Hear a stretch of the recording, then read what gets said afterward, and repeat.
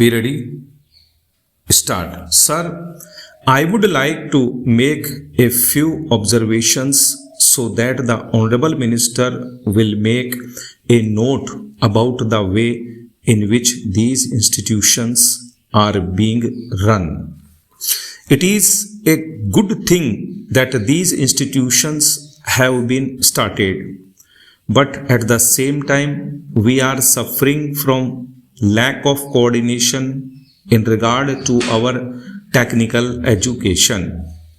We have certain institutes like the Polytechnic, etc., under the Scientific Research and Cultural Affairs Ministry, and they are run through the state governments. Then there are the engineering colleges under the universities, and thirdly, sir, trade technical education is imparted by the Central Labor Ministry at the state level. In addition to that, the states have certain arrangements of their own for technical education. I feel that there is no effort at coordination, and that leads to a good deal of confusion.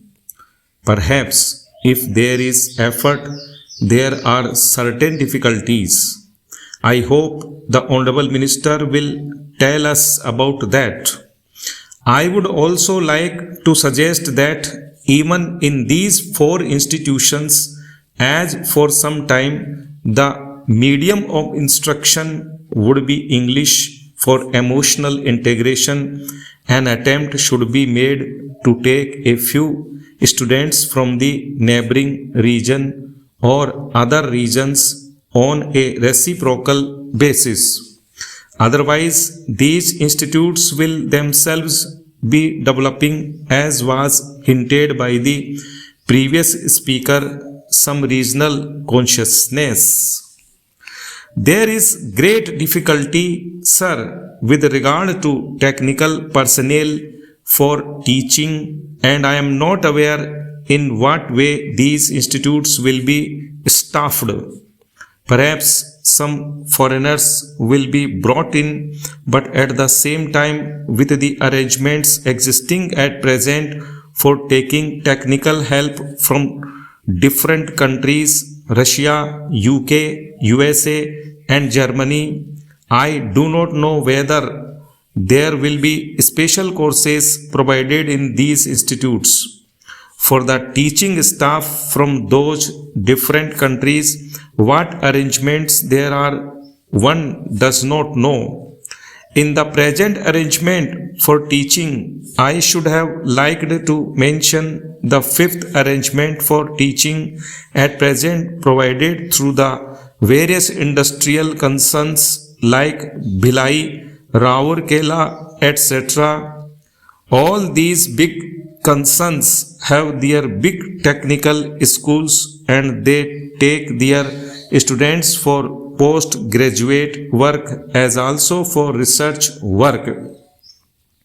What will therefore happen with regard to the standard is a question. Sir, we are not at all sure in our country about the correct use of terms. I would, for instance, mention here the word polytechnic. They have one school, and even if there is arrangement for starting another subject, no effort is made, and no sooner they feel they should give guarantee of some sort of technical education without proper enquiries with regard to the possibilities for employment and the various mineral resources, etc., and the basic education that should enable the students to enter the polytechnics to have the training where it is available. These polytechnics are started.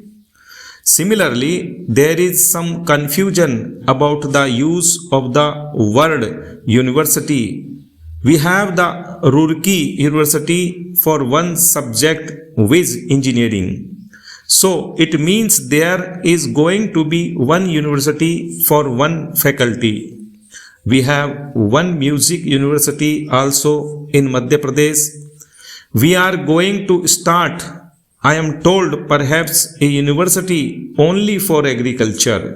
So if these institutes are there, which term seems to be really the appropriate word in place of these one faculty universities, I think the Honorable Minister should take the initiative in determining what should be the exact connotation of these terms. Otherwise, one day, as was pointed out, there will be perfect confusion. There comes also the question of the recognition of the degree given by these institutes. Of course, if the training with the special facilities available and the specially recruited staff available is of a high standard, naturally people would be very anxious to recruit the people who have passed out from there. In the beginning, there will not be any trouble with regard to making use of the graduates turned out from there. But the question of recognition has to be decided on certain principles, and those principles should be laid down and followed from the beginning. Now, I would also like to mention the question about scholarships.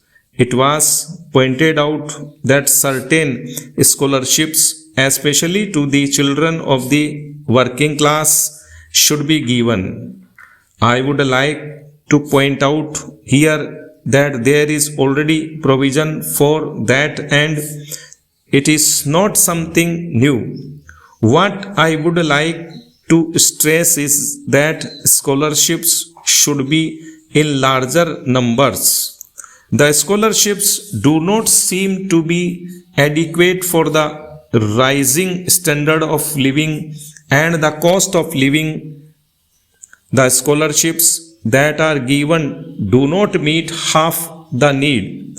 There is yet another matter which the Honorable Minister is the proper person to inquire about, and that is the merit scholarships that are available in different states to students for technical subjects or to other students who pass with very high marks are not given by the states if they read outside the state.